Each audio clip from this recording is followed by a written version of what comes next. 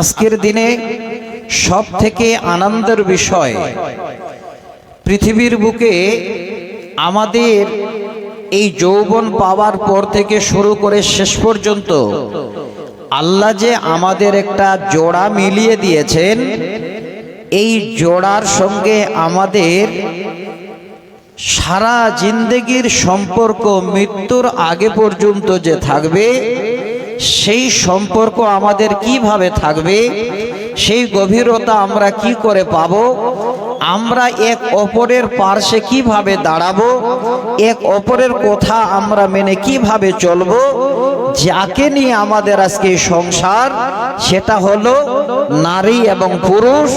এই জন্যে আমাকে ইঙ্গিত করেছেন, আমি আপনাদের সামনে বিষয়টাকে ইনশাআল্লাহ তুলে দেব। এই বিষয়টার নাম হলো মিয়া বিবি কা হক।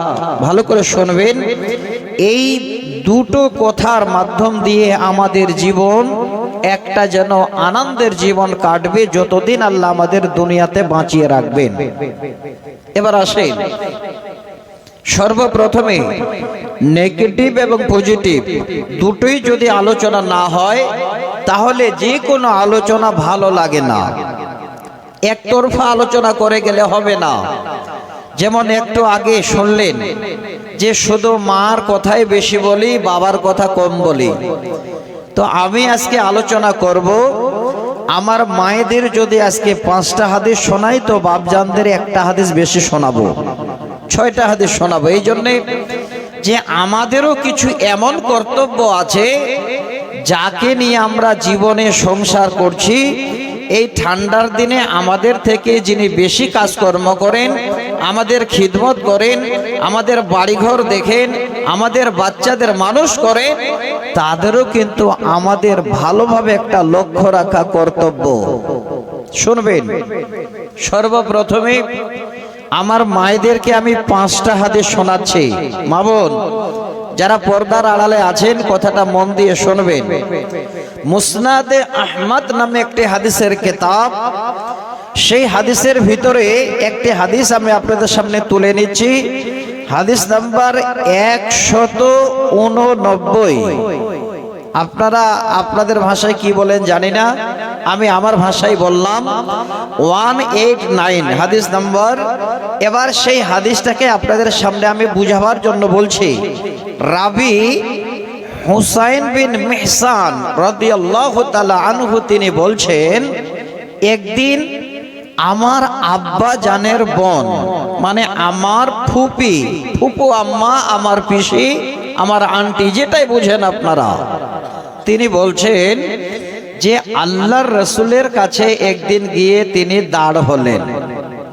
একজন মহিলা মানুষ আল্লাহর রসুলের কাছে গিয়ে দাঁড়ালেন। কি জিজ্ঞাসা করবেন, হয়তো মনের ভিতরে কি আছে জানার, তার জন্য নবীর কাছে গেছেন।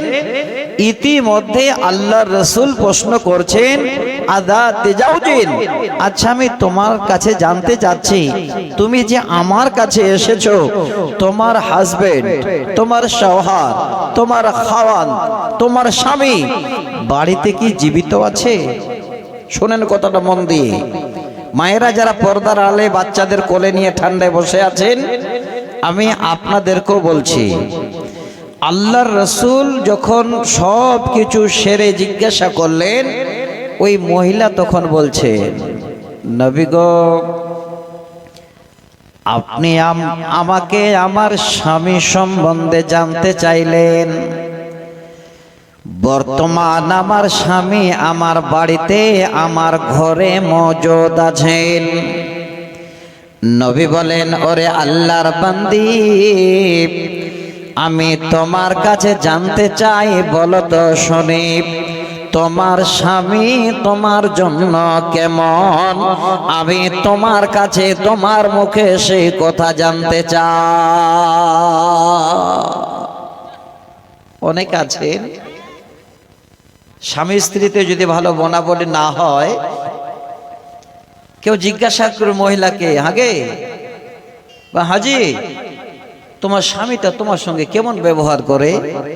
সাপোজ একটা কথা আমরা বলি, তো আল্লাহ রসুল জিজ্ঞাসা করছেন, তোমার স্বামী তোমার জন্য কেমন, মানে তোমার স্বামী তোমার সঙ্গে কেমন ব্যবহার করে। ওই মেয়েটি এবার নবীর সামনে বলেন, নবী গো, আমার স্বামী আমার জন্য যা ব্যবহার করে তার থেকে আমি আরো অতি উত্তম আমার স্বামীর সঙ্গে ব্যবহার করে। তিনি বুঝাতে চান, ওগো আল্লাহর নবী, আমি আমার স্বামীর এত কিছু কর্ম করে হক আদায় করে আমি কিঞ্চিত পরিমাণ কোনদিন আমের স্বামীর হক আদায় করতে পিছা পা হই না। তবে নবী গো, আমার মতো আমার স্বামী যেন সম্পূর্ণ কর্ম করতে পারে না, আমার থেকে আমার হক আদায় করতে একটু আমার স্বামী কমা হয়ে থাকেন। এই কথা যখনই আল্লাহ নবীর সামনে হোসেন বিন মেহসানের ফুফি বলেন, আল্লাহর নবী সঙ্গে সঙ্গে জবাব দিয়ে বলেন, ওরে আল্লাহর বান্দী শোনো, আমি নবী তোমাকে বলছি, ফানজুর, হে আল্লাহর বান্দির শোনো, আনতে আলাইহি ফাইন্নামা হুয়া জান্নাতুকা ওয়া নারুক, তুমি তোমার স্বামীকে ফলো করো, তুমি তোমার স্বামীর কথা মতো চলো, তুমি তোমার স্বামীর দুটুকুন কোন কথা যেন তোমার মুখ দিয়ে বের না করো। ফাইন্নামা হুয়া জান্নাতুকা ওয়া নারুক, কারণ হলো তোমার স্বামী তোমার জন্য হলো জান্নাত এবং জাহান্নাম। আল্লাহ রাসূল এই শব্দটা বললেন যে তোমার স্বামী যদি তোমার থেকে একটু কমতি হয় কিছু কর্মে বা তোমার খিদমতে, তারপরেও কথাটা মাথায় রাখবে, ফাইন্নামা হুয়া জান্নাতুকা ওয়া নারুক, তোমার স্বামী তোমার জন্য জান্নাত এবং জাহান্নাম। যদি ওই স্বামীর খিদমত করো, ওই স্বামীর কথা মতো চলো, ওই স্বামীর কথা মতো তুমি তোমার বাড়িতে চলো, ওই স্বামীর কথা মতো তুমি যদি বাইরে বের হও, তাহলে তোমার ঠিকানা হবে জান্নাত। আর সেই স্বামীর যদি কথার এতটুকু অমান্য করা হয়, এর কারণে তুমি যাবে আল্লাহর জাহান্নামে। আমার মা, হে বোন, আল্লাহর কোরআন শুধু আপনাদের পর্দা করতে বলেছেন তা নয়, আল্লাহর কোরআন নবীর হাদিস আপনাকে চলার জীবন বিধান বলে দিয়েছেন, সে ঠিক আছে, কিন্তু আপনার স্বামীও আপনার জান্নাত এবং জাহান্নাম আল্লাহ রাসূল স্পষ্ট ভাষায় এই শব্দটাই বললেন। তবে মায়েরা, বোনেরা, যারা আজকে এখানে বসে আছেন পর্দার আড়ালে বাচ্চাদের কোলে নিয়ে ঠান্ডার সময়, একটু একটু করে কথাগুলো আপনারা মেজাজ দিয়ে শুনবেন। আশা করি আপনাদের ঠান্ডা সেরে যাবে, আপনাদের আত্মগৌরব মিটে যাবে। আপনার স্বামী যদি একটা টোটো চালক হয়, আপনার স্বামী যদি একটা রাজমিস্ত্রি হয়, আপনার স্বামী যদি এই রকমের একটা জোগাড়ি হয়, তারপরও আপনার মন চাইবে এটাই হলো আমার স্বর্গ, এটাই হলো আমার জান্নাত, এই স্বামী হলো আমার জীবনের জন্য জীবন সঙ্গী। কোনো আত্মগৌরব যেন আপনাদের না থাকে। দুটো হাদিস শোনাচ্ছি সহিহ বুখারী মুসলিমের, খুব মন দিয়ে একটু শুনবেন। আমি মাঝে মধ্যে শব্দগুলো বলবো, তাহলে ভালো লাগবে। প্রথম একটা হাদিস শোনাচ্ছি, যে মায়েরা, বোনেরা অনেক আছে, দেখা গেল যে মাদ্রাসা থেকে এবার ফারাগাত করেছে, বুখারী পড়েছে, আরেকজন স্বামী পেয়েছেন, অবস্থা ভালো, হয়তো স্বামী এতটুকুন পড়াশোনা জানে না, অবস্থা ভালো, তার জন্য বাবা মেয়েকে এবার ওই ছেলের হাতে দিয়ে দিয়েছে। মেয়েটা মনে মনে ভাবছে, আমার স্বামীর থেকে তো আমি অনেক উন্নত মানের পড়াশোনা করেছি, আমার স্বামীর থেকে আমি অনেক শিক্ষিতা, অনেক শিক্ষিত, তাহলে আমাকে আমার স্বামী বেশি বুঝাবে না, আমি তার বেশি বুঝাবো। অনেক নারী আছে তার স্বামীকে সে জ্ঞান দিতে চায়। আমার মা, এই হাদিসটাকে আপনারা একটু ফলো করবেন। সহিহ বুখারীর 3113 নম্বর হাদিস, একদম সহিহ সনদে আমি আপনাদের হাদিসটা শোনাচ্ছি। পৃথিবীর বুকে যেই নারীরা হলো পৃথিবীর সমস্ত নারী খাওয়াতেনের মডেল, তারা হলেন কারা? এই হাদিসে একজন নারীর নাম আছে, তিনি হলেন আল্লাহ রসুলের বেটি হযরতে ফাতেমাতুজ জাহরা রাদিয়াল্লাহু তাআলা আনহা। এবার স্বয়ং আল্লাহ রসুল নিজের মেয়েকে বলছেন, বেটি তুমি যেমন তেমন নারী নও, তোমার কদর কত, তোমার ডিগ্রি কত।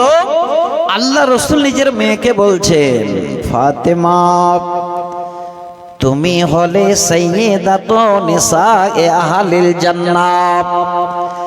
হে ফাতেমা, আরে আমার লাগতেছে গার, হে কলিজার টুকরো, তুমি যেমন তেমন মেয়ে নরে মা, তুমি হলে জান্নাতের সমস্ত মেয়েদের জন্য এক নাম্বার, তুমি হলে জান্নাতি মেয়েদের লিডার, তুমি হলে জান্নাতি মেয়েদের সর্দারনি। আল্লাহ রসুল ডিগ্রি দিলেন ফাতেমাকে। সেই ফাতেমা এবার যাচ্ছেন শ্বশুর ঘরে। মা বোন শুনবেন, এবার শ্বশুর ঘরে গেছেন, স্বামীর ঘরে গেছেন, যাবার পরে আর ডিগ্রি কি স্বামীকে শোনাবেন? শ্বশুর ঘরে গিয়ে বা স্বামীর ঘরে গিয়ে দেখছেন যে বাড়ি ফাঁকা, এমন কিছু মওজুদ নাই যে একটু রুটি তৈরি করব আটা দিয়ে। নিজেই ফাতেমা বলছেন, আমি আমার স্বামীর ঘরে নতুন বউ হিসাবে যাবার পরে নিজ হাতে এবার গম নিয়ে বা এই রকমের জব নিয়ে চাক্কিতে বসে এবার আমি আটা গুনছি। দেখবেন আগের যুগে চাক্কি ছিল, আস্তে আস্তে সব উঠে যাচ্ছে, মেশিন হয়ে গেছে। হযরতে ফাতেমা বলছেন, আমি আমার স্বামীর ঘরে এইভাবে করে ডেলি দিন যাতা ঘোরায় আর খাবার তৈরি করে। এই অবস্থায় স্বামী স্ত্রীর জীবন আমাদের শুরু হয়ে গেল। আমার আব্বা আমাকে এত বড় ডিগ্রি দেওয়া সত্ত্বেও আমার স্বামীর সঙ্গে একবারও আমার কোনো কথা হয় নাই, আমি এত বড় মেয়ে। শুধু তা নয়, এইভাবে এবার চাকরি চালাতে চালাতে আমার হাতের চাম পর্যন্ত লাল হয়ে যেন রক্তের বর্ণ দেখা যায়। আমি হঠাৎ খবর পেলাম আমার আব্বা জানের কাছে কিছু কয়েদি মজুদ আছে। হযরতে ফাতেমা বলেন, এই সুযোগে যদি আমার আব্বার কাছে একটা আমি কয়েদিকে নিয়ে আসতে পারি, আমার অনেক উপকার হবে।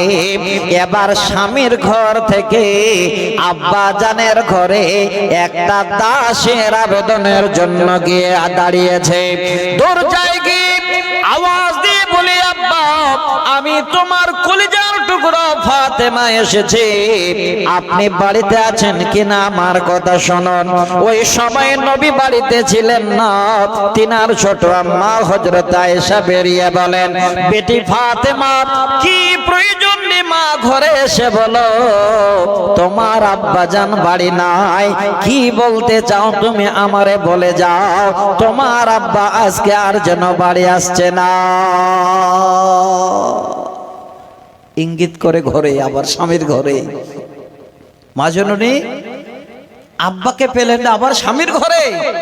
কিছুক্ষণ পর আল্লাহ রাসূল বাড়ি ফিরছেন তো হযরত আয়েশা দাঁড়িয়ে বলছেন, নবী গো আর ঘরে ঢুকিয়েন না, আপনার লাগতেছে গার, যাকে না দেখলে থাকতে পারেন না, যার কথা আপনার মুখে সবসময় উচ্চারণ হয়, ফাতেমা এসেছিল আপনার কাছে, আপনাকে না পাওয়ার কারণে আবার স্বামীর ঘরে গেছেন। আল্লাহ রাসূল ঘরে না ঢুকে আবার হাঁটতে হাঁটতে একদম মেয়ের দরজায় গিয়ে আওয়াজ দিচ্ছে, ফাতেমা আমি তোমার আব্বা তোমার দরজায়, বলো তোরে মা আমার জামাই আলী বাড়িতে আছে কিনা। ফাতেমা বলেন, আব্বা গো আপনার জামাই আলী যেন বাড়িতে শুয়ে আছেন, ঘরে বিছানায় আছেন। নবী বলেন, ফাতেমা আমার জামাইকে ঘরে থাকতে বলো, আমি নবী নিজে যাই। আল্লাহর নবী জামাইয়ের ঘরে গিয়ে আলী রাদিয়াল্লাহু তাআলা আনহুর কাছে এবার বিছানায় বসলেন। ওই মুহূর্তে ফাতেমাকে ডেকে নিয়ে জামাই এবং মেয়ে নিজে মাঝখানে বসে ফাতেমাকে বলেন, বেটি রে, আমার খোঁজে গিয়েছিলে মা, বলো তো কি প্রয়োজন ছিল? ফাতেমা বলেন, আব্বা, এমন জরুরি কোনো বিষয় ছিল না, আমি একটা দাসের আবেদনের জন্য আপনার কাছে গিয়েছিলাম। আপনাকে না পেয়ে আবার বাড়ি ফিরে এসে আমি আমার ঘরে কাজে ব্যস্ত হয়ে যাই। আল্লাহর নবী নিজের মেয়েকে এবার মাথায় হাত বুলিয়ে দিয়ে বলে, ওরে ফাতেমা, আমি তোমার আব্বা বলছি, শোনো, মারে তোমার দাসীর প্রয়োজন নাই, এমন তোমাকে উপহার তোমার আব্বা দিয়ে যাচ্ছে। হ্যাঁ বেটি, সারাদিন স্বামীর ঘরে তোমার যখন কাজ কর্ম শেষ হয়ে যাবে, রাতের বেলায় যখন বিছানায় শুইতে যাবে, বেটি রে, আমি তোমার আব্বা তোমাকে জীবনের জন্য কল্যাণমূলক বাক্য শিখিয়ে দিচ্ছি। ওরে বেটি, শুয়ার টাইমে তুমি 33 বার সুবহানাল্লাহ বলবে, 33 বার আলহামদুলিল্লাহ বলবে, 34 বার আল্লাহু আকবার বলবে। এই শব্দগুলো তুমি গুনগুন গুনগুন করে পড়ে শুয়ে যাবে। আল্লাহর কাছে দাসীর থেকে অনেক অনেক মূল্যবান সম্পদ আল্লাহ তোমারে দেবে। সেই হাদিস শোনালাম, যার মধ্যে এতটুকু কিলো কাললেই। হাদিসটা শোনালাম কেন? এই মডেলটাকে দেখার জন্য। তিনি কে? সাইয়্যিদাতুন নিসায়ে মিন আহলিল জান্নাহ, যিনি হলেন জান্নাতের মেয়েদের সর্দারনী ফাতেমা। এত বড় ডিগ্রিধারী আল্লাহ রাসূলের বেটি জামাইয়ের ঘরে গিয়ে, এই শ্বশুর ঘরে গিয়ে, অর্থাৎ স্বামীর কাছে গিয়ে একবারও বললেন না যে আমি তোমার ঘরে জাতা পিষতে পারবো না, খাবার তৈরি করতে পারবো না, কারণ তুমি হলে আমার স্বামী। আল্লাহ রাসূল বলছেন, ফা ইন্নামা হুয়া জান্নাতুকা ওয়া নারুক, স্বামী তোমাদের জন্য জান্নাত এবং জাহান্নাম। আমার মা, আজকে আপনাদের অনুরোধ করছি, আপনারা যত বড় শিক্ষিত হন না কেন, আপনার স্বামী যদি একটা ভ্যান চালক হয়, একটা টোটো চালক হয়, একটা যদি রাজমিস্ত্রির জোগাড়ি হয়, আপনি সেই স্বামীকে মাথায় রাখবেন, সেই স্বামীটাই আপনার জন্য জান্নাতের ঠিকানা হবে। আমি অনুরোধ করছি, যেই মায়েরা বোনেরা বসে আছেন, আজকে আপনাদের আর একটা বুখারীর হাদিস শোনাচ্ছি।